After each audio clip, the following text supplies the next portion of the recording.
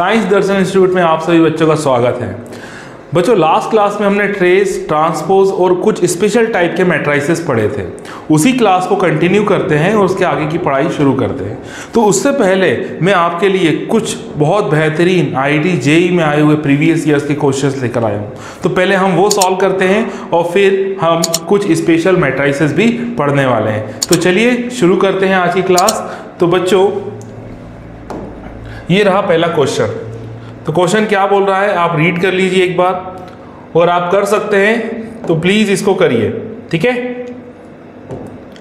तो मैं शुरू करता हूं, आप पॉज करके वीडियो कर सकते हैं।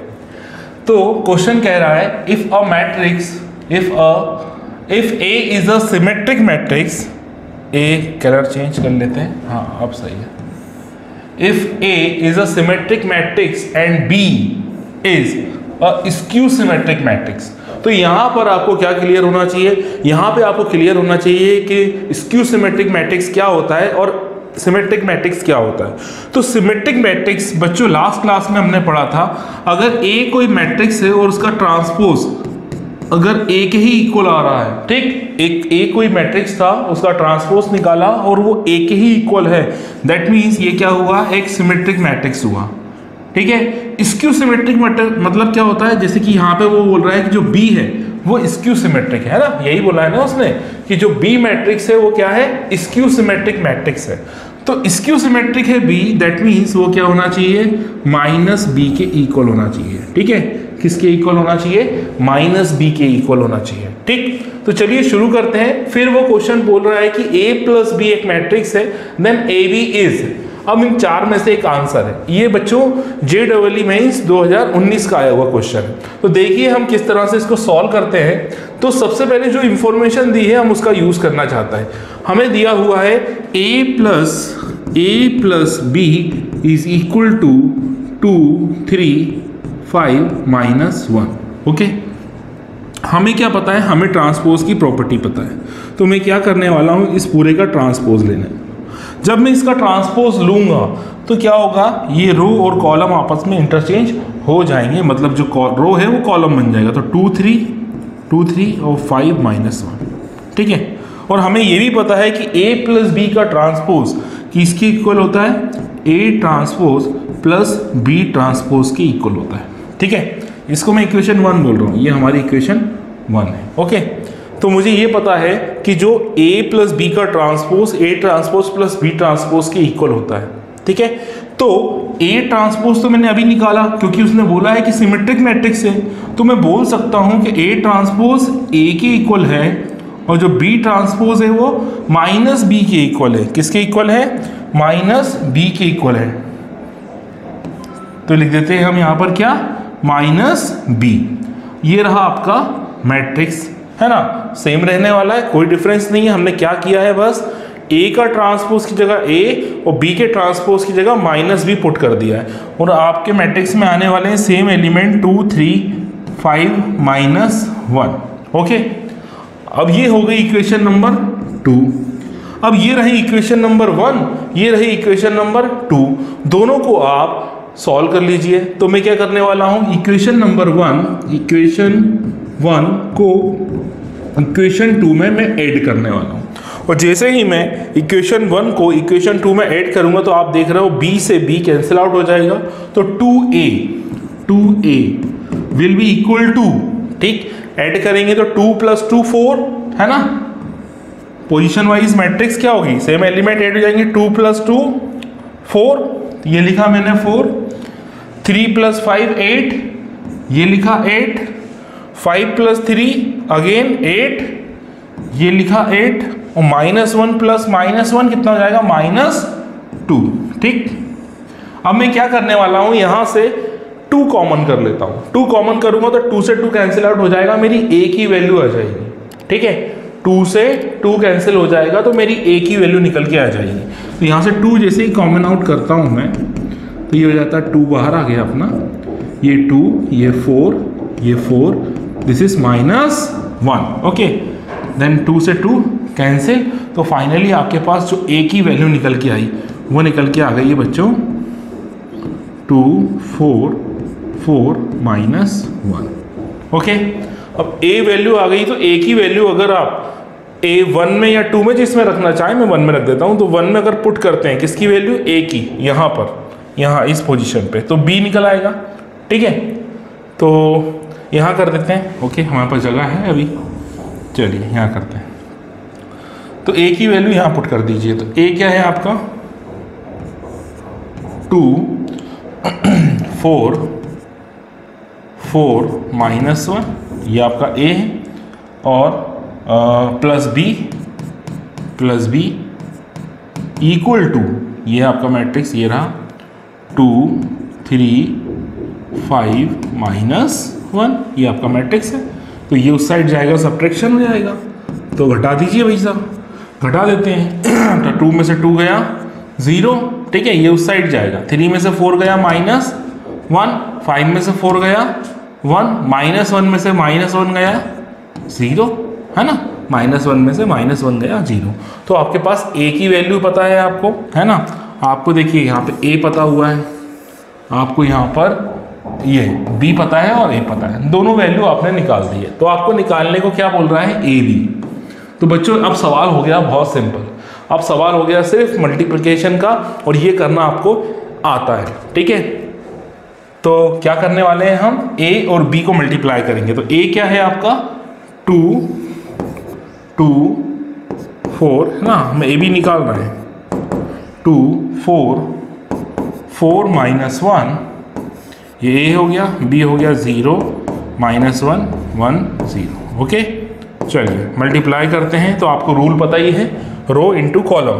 तो रो इंटू कॉलम, तो यहाँ पे क्या आएगा बच्चों, 4 2 0 का 0 4 1 का 4, रो इंटू कॉलम।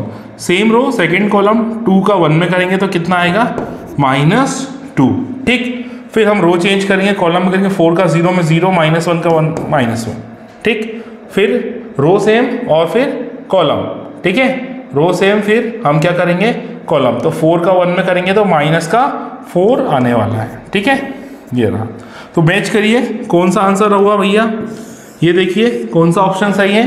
तो बी इज राइट ऑप्शन। ठीक है, बी सही ऑप्शन है। तो अब चलते हैं नेक्स्ट क्वेश्चन की ओर। आई होप ये क्लियर हो गया होगा, काफ़ी सिंपल सवाल था, है ना। तो ऐसे क्वेश्चंस आपको जेईई मेंस में देखने को मिलते हैं।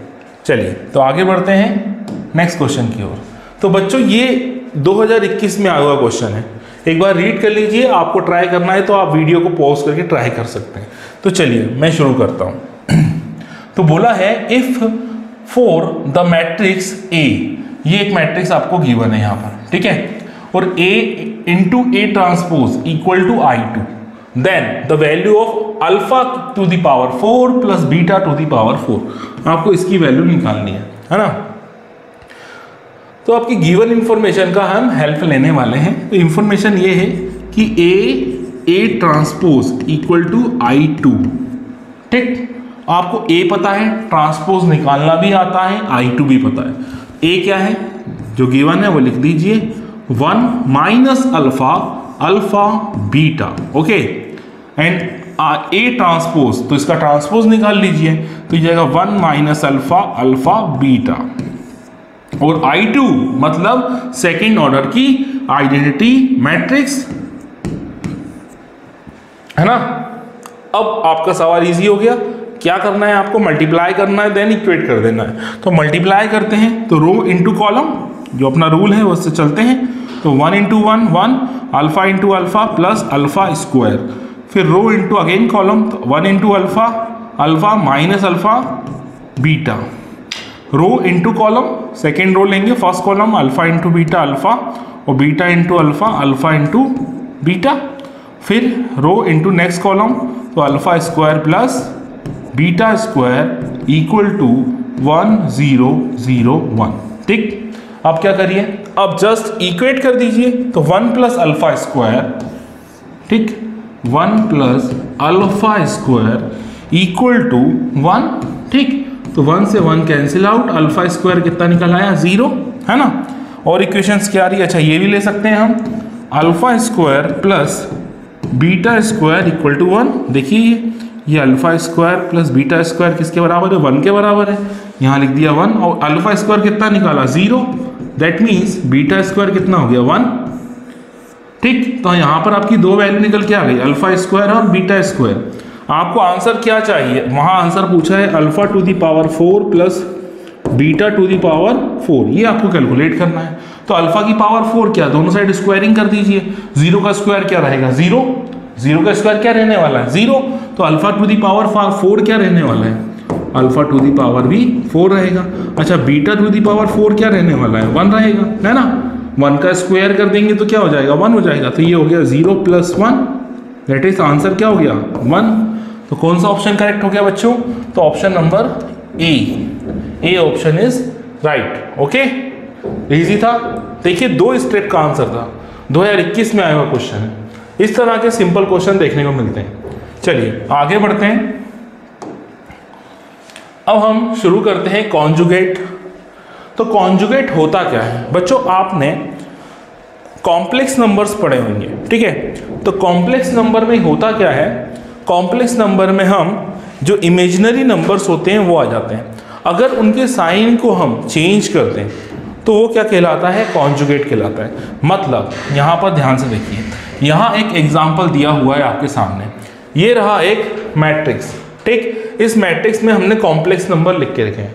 यहाँ पे जो आई है ना, जैसे कि आप देख पा रहे हैं, आई 2i -3i, आई क्या है आयोटा, जिसकी वैल्यू क्या होती है √(-1), ठीक। तो ये एक इमेजिनरी नंबर वाला एक मैट्रिक्स है।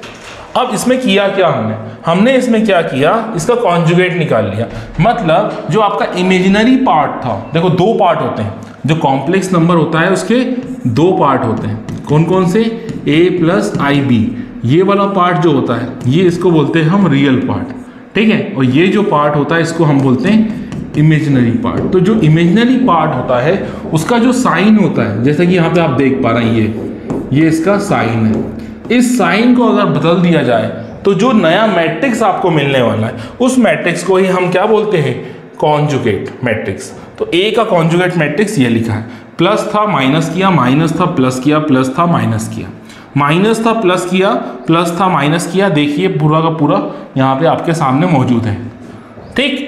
इसका नोटेशन क्या है, तो हम ए के ऊपर बार लगा देते हैं। जैसे ए कोई मैट्रिक्स है, सपोज ए कोई मैट्रिक्स है और इसका कॉन्जुगेट निकालना है आपको, तो आपको ए बार कैलकुलेट करना है बेसिकली, ठीक है। तो आपको क्या कैलकुलेट करना है, ए बार जो नया मैट्रिक्स निकल के आ रहा है उससे कैलकुलेट करना है, ठीक है। तो आई होप ये क्लियर हो गया होगा। चलते हैं आगे।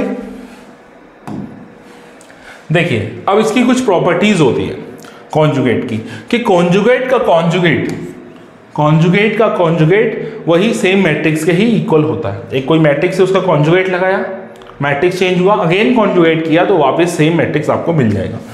दूसरा, अगर a + b, मतलब a कोई मैट्रिक्स है, b कोई मैट्रिक्स है, दोनों मैट्रिक्स को ऐड किया और उस पर कॉन्जुगेट लगा दिया, तो आप कॉन्जुगेट अलग अलग कर सकते, भी ऐड करेंगे तो भी आंसर सेम आने वाला है। अगर कोई कांस्टेंट है, जैसे यहाँ पे देखिए अल्फा एक कांस्टेंट है, तो अल्फा पे कॉन्जुगेट नहीं होता है। ये थोड़ा सा गड़बड़ है, यहाँ पर मैं इसको करेक्ट कर दूँ जरा, ठीक है। यहाँ पे मैं इसको करेक्ट कर देता हूँ, ठीक है।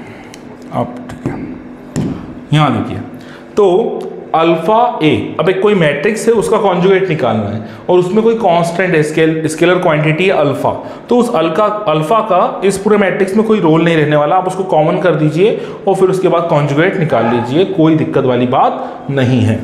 फिर डी पे आ जाते हैं, सी के बाद डी पे आ जाते हैं। ए बी, एक मैट्रिक्स से बी है, दोनों का मल्टीप्लिकेशन है और उस पर कॉन्जुगेट लगा रहे हो, तो आप दोनों पे सेपरेटली कॉन्जुगेट लगा के मल्टीप्लाई करेंगे तो भी आंसर सेम आना चाहिए, ठीक है। बचा शर्त क्या है, शर्त इतनी सी है कि आपका जो ए एंड बी है वो ऐसे होना चाहिए कि आपस में मल्टीप्लिकेबल हो, ठीक है। मल्टीप्लाई ही पॉसिबल नहीं है, उनका मल्टीप्लिकेशन ही पॉसिबल नहीं है, तो फिर ये कहाँ प्रॉपर्टी आपकी वैलिड रहने वाली है। तो बस इतनी सी बात है। चलिए आगे बढ़ते हैं। फिर आ जाते हैं हम स्पेशल टाइप के मैट्रिसेस में ही आगे बढ़ते हुए हैमिल्टन मैट्रिक्स और स्क्यू हैमिल्टन मैट्रिक्स। बच्चों काफ़ी इंपॉर्टेंट है, ठीक है, इस पे क्वेश्चंस बन जाते हैं। तो पहले देख लेते हैं ये हैमिल्टन मैट्रिक्स और स्क्यू हैमिल्टन मैट्रिक्स होता क्या है। तो हैमिल्टन मैट्रिक्स, ठीक है, तो हैमिल्टन मैट्रिक्स है क्या? अ स्क्वायर मैट्रिक्स ए, कोई स्क्वायर मैट्रिक्स यहाँ पे देख पा रहे हो, ये देख पा रहे हैं, ठीक है ना। अगर इसको हम क्या बोलेंगे, हैमिल्टन मैट्रिक्स बोलते हैं। क्या बोलते हैं? Hamilton matrix. मतलब अगर इसके ट्रांसपोज करने के बाद, अगर क्या किया जाए, इसका ट्रांसपोज किया जाए और उसके बाद ट्रांसपोज करने के बाद क्या किया जाए, कॉन्जुगेट कैलकुलेट किया जाए, या कॉन्जुगेट कैलकुलेट करने के लिए बाद ट्रांसपोज कैलकुलेट किया जाए और आपके पास वही सेम मैट्रिक्स निकल के आ रहा है, तो उसको हम बोलते हैं हैमिल्टन मैट्रिक्स। जैसे कि यहाँ पर कुछ एग्जांपल्स है, देखिए ध्यान से। अब ये कोई मैट्रिक्स है, ठीक। सपोज मान लो इस मैट्रिक्स का ए का मैंने पहले क्या निकाला, कॉन्जुगेट, और कॉन्जुगेट निकालने के बाद क्या निकाल दिया, ट्रांसपोज, ठीक है। और आपको वापस क्या मिल जाए, वही सेम मैट्रिक्स निकल के आ जाए, तो आप इसको क्या बोल दोगे, हैमिल्टन मैट्रिक्स। क्या बोल दोगे, हैमिल्टन मैट्रिक्स। सिमिलर वे में स्क्यू हैमिल्टन मैट्रिक्स क्या होता है, तो स्क्यू हैमिल्टन मैट्रिक्स क्या होता है, जैसे ए है, ठीक। अब इसका कॉन्जुगेट किया और फिर ट्रांसपोज कैलकुलेट किया और आपकी वैल्यू आ गई नेगेटिव में, माइनस, तो ये हो जाता है आपका स्क्यू हैमिल्टन। जैसे आपने सिमेट्रिक मैट्रिक्स भी पढ़ा था ना, symmetric matrix, skew symmetric matrix. Symmetric matrix में क्या था, हम क्या करते थे, सिर्फ ट्रांसपोज करते थे। यहाँ पे हम क्या करने वाले हैं, कॉन्जुगेट करके ट्रांसपोज करते हैं, ठीक। तो ये जो नोटेशन होती है ट्रांसपोज का, कॉन्जुगेट का ट्रांसपोज, तो इसी को बच्चों हम क्या बोल सकते हैं, थीटा, ऐसा करके हम थीटा से डिनोट कर सकते हैं। यहाँ देखिए, ये देखिए, तो ये हो गया आपका क्या, स्क्यू हैमिल्टन मैट्रिक्स, ठीक है। और यहाँ पे थोड़ा सा गड़बड़ है, ठीक। ये क्या होना चाहिए यहाँ पर, a to the power theta, ये ऐसा, ठीक है। ओके, आप करेक्ट, ठीक। आई होप क्लियर हो गया होगा। चलते हैं आगे। तो यहाँ देखिए एडजॉइंट। अब बच्चों हमें पढ़ना है क्या, एडजॉइंट। एडजॉइंट क्या होता है, तो एडजॉइंट निकालने के लिए हमें जो आपका मैट्रिक्स गिवन होता है, जैसे कि ये मैट्रिक्स आपका गिवन है, ठीक। तो आप क्या करिए, इस मैट्रिक्स के कोफैक्टर निकाल लीजिए। अब आप ये समझिए कि कोफैक्टर क्या होता है, क्योंकि बिना कोफैक्टर आप ये मैट्रिक्स को एडजॉइंट नहीं निकाल सकते, है ना। तो एडजॉइंट निकालने के लिए कोफैक्टर में कन्वर्ट करना पड़ता है। पहली बात तो ये समझिए, कोफैक्टर कैसे निकालते हैं वो मैं आपको बता रहा हूँ। तो आपको करना क्या है, जो मैट्रिक्स है उसके हर एक एलिमेंट का कोफैक्टर निकालना है, और कोफैक्टर निकालने के बाद वो वैल्यू का एक मैट्रिक्स बना दीजिए, ठीक है। कोफैक्टर का मैट्रिक्स, उसे ही हम एडजॉइंट बोलते हैं, ठीक। इसको हम ए डी जी, ए से डिनोट, जैसे कि ए का एडजॉइंट है, ए मैट्रिक्स है, उसका एडजॉइंट है, तो हमने एडजॉइंट लिख दिया है। तो ये तरीका होता है उसका, ठीक है। अब इसको निकालते कैसे हैं, कोफैक्टर। तो कोफैक्टर निकालना काफ़ी आसान है बच्चों। यहाँ पे देखिए, तो कोफैक्टर, जैसे कि ये है एक मैट्रिक्स है, सपोज मान लीजिए, ठीक है। तो यहाँ पे C11 है, कुछ C11 निकालना है, मतलब इस P का कोफैक्टर निकालना है। तो इसको छोड़िए, इसको छोड़िए, क्या बचा, S, ये रहा S, है ना। तो P का कोफैक्टर क्या हो गया, S हो गया, है ना। समझना इस चीज़ को। अब आ जाते हैं C12, मतलब first row second column, first row second column मतलब Q का। तो Q का निकालना है, तो ये देखो रो गई, सॉरी ये रो गई और ये कॉलम गया, तो बचा क्या, R। माइनस साइन का फंडा बता दूं, ये देखिए 1 + 1 2, है ना। कोफैक्टर निकालने का तरीका ये होता है, -1 की पावर पोजीशन, मतलब number of row plus number of column उस पर्टिकुलर पोजीशन पे, ठीक है। अब 1 + 1 क्या होता है, 2, तो -1 का स्क्वायर क्या होता है, पॉजिटिव 1, तो ये पॉजिटिव में। लेकिन यहाँ देखिए 1 + 2, मतलब अगर मैं यहाँ पे वैल्यू निकालूं, तो ये r से पहले क्या था, -1 की power 1 + 2, that is -1 to the power 3 × r, तो ये नेगेटिव होता है, तो -r आ गया। ऐसे ही 2 1 निकालूंगा, r का 2 1 निकाला तो माइनस क्यों, क्योंकि 2 + 1 ऑड। आप तो बस इतना समझिए, अगर इवन वैल्यू आती है जो लोकेशन है उसकी वैल्यू इवन है ऐड करने के बाद, तो आपको सोचना नहीं है पॉजिटिव लेना है, अगर ऑड है तो नेगेटिव ले लेना खुद ब खुद, है ना। अब देखिए 2 + 2 इवन है, तो देखो p पॉजिटिव में आएगा, क्योंकि इसकी वैल्यू क्या है, p, क्योंकि हमने क्या किया, ये कॉलम छोड़ा, ये रो को छोड़ा, मिला क्या आपको p, और p पॉजिटिव क्यों है, क्योंकि 2 + 2 क्या हो गया, 4 मतलब इवन नंबर, सम संख्या, इवन नंबर मतलब -1 की पावर 4, तो वैल्यू क्या बन जाएगी, प्लस की बन जाएगी। तो अगर मैं देखूं, ये देखिए एडजॉइंट ए, ये निकल के आ गया आपके सामने, देखिए ध्यान से, है ना।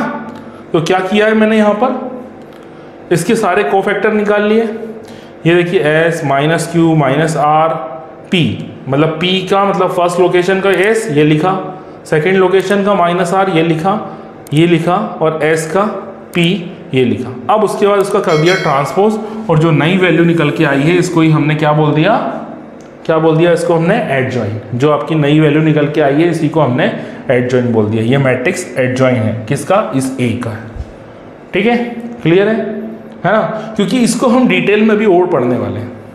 कब पढ़ने वाले हैं, जब आपका डिटर्मिनेंट चैप्टर आएगा, इसके बाद वाला जो चैप्टर आएगा उसमें मैट्रिक्स और डिटर्मिनेंट मिक्स हो जाएंगे, जो क्वेश्चंस भी बनेंगे आपके, ठीक है, वो भी मिलजुल कर बनेंगे। तो थोड़ा सा उसमें लेवल बढ़ जाता है क्वेश्चंस का, और एग्जामिनर को भी ऐसे क्वेश्चंस देने में मज़ा आता है और हमको भी सॉल्व करने में अच्छा लगता है। ठीक है, अभी क्या है, सिर्फ मैट्रिक्स चल रही है, फिर डिटर्मिनेंट आ जाएगा, दोनों मिक्स होकर क्वेश्चंस बनते हैं। ठीक है, तो चलिए आगे बढ़ते हैं।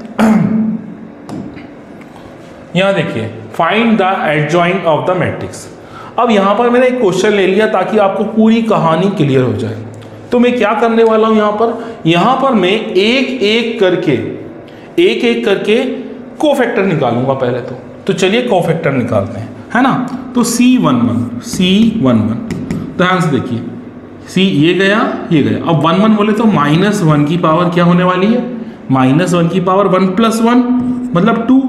अब यहाँ पे क्या करना है, हमें इस कॉलम को और इस मैट्रिक्स को इस रो को छोड़ देना है।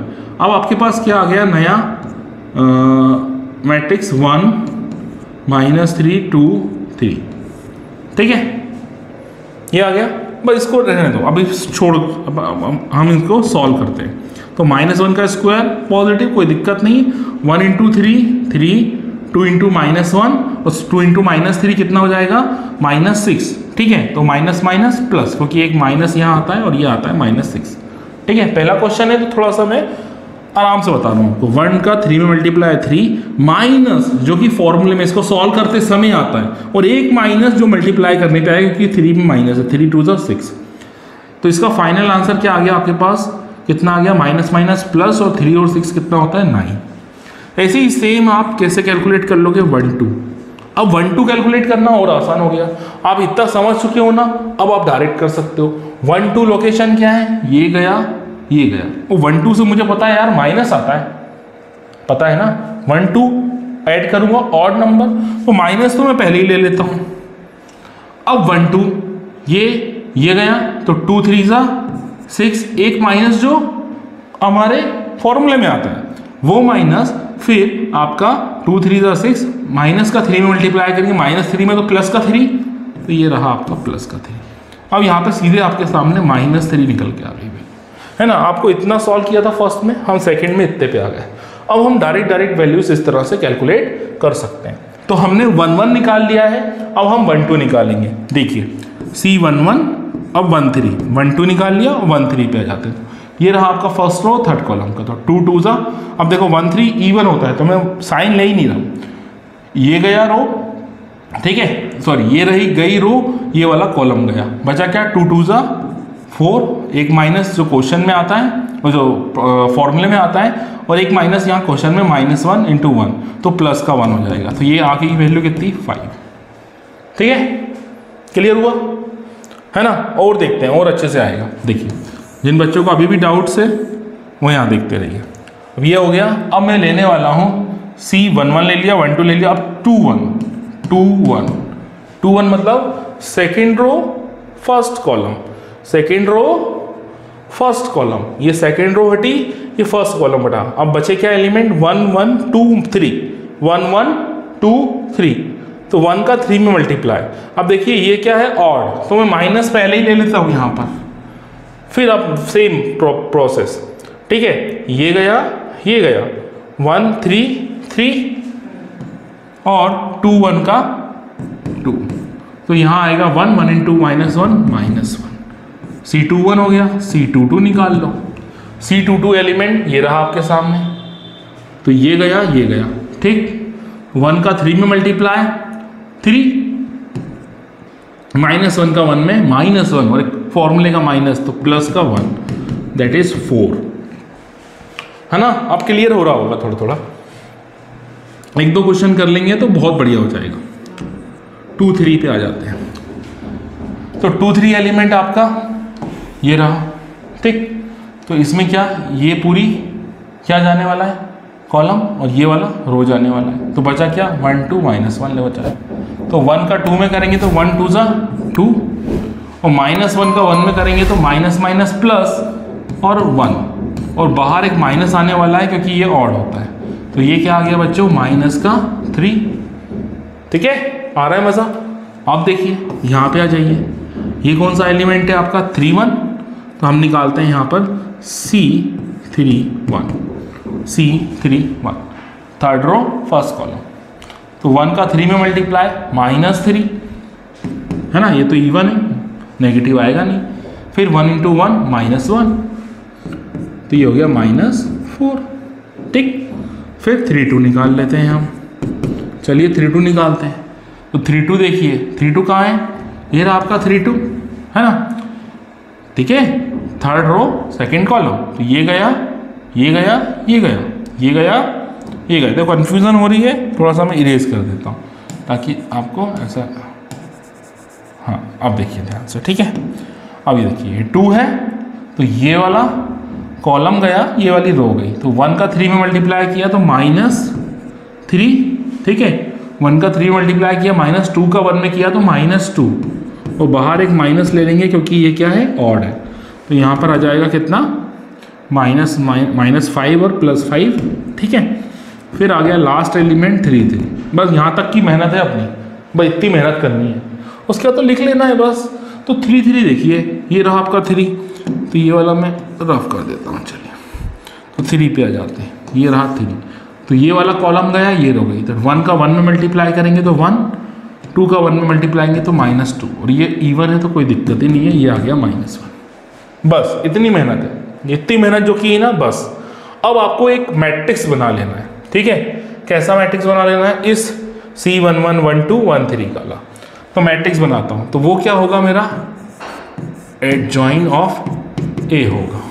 देखिए बनाए, सबसे पहले एलिमेंट 9, फिर -3, फिर 5, वहाँ देखिए -1, ये 4, ये -3, -4, 5, -1। अब इसका ले लीजिए आप क्या, ट्रांसपोज। इसका क्या ले लीजिए, ट्रांसपोज। जैसे ही आप इसका ट्रांसपोज लेंगे तो क्या होगा, जो रो है वो किस में कन्वर्ट हो जाएगी, कॉलम में।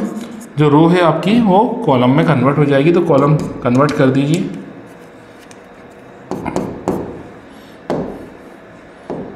ये देखिए। तो 9 -3 5 -1 4 -3 -4 5 -1, ठीक है, ठीक है, क्लियर है। तो जो निकालने को बोला था हमें सवाल में, वो हमने आपके सामने यहाँ पर निकाल दिया है, ठीक है बच्चों। आई होप क्लियर हो गया होगा। तो आज की क्लास इतनी ही, मिलते हैं नेक्स्ट क्लास में। अगर वीडियो आपको अच्छे लग रहे हैं तो प्लीज़ लाइक करिए, कमेंट करिए और अपने दोस्तों के साथ शेयर करिए। Thank you so much.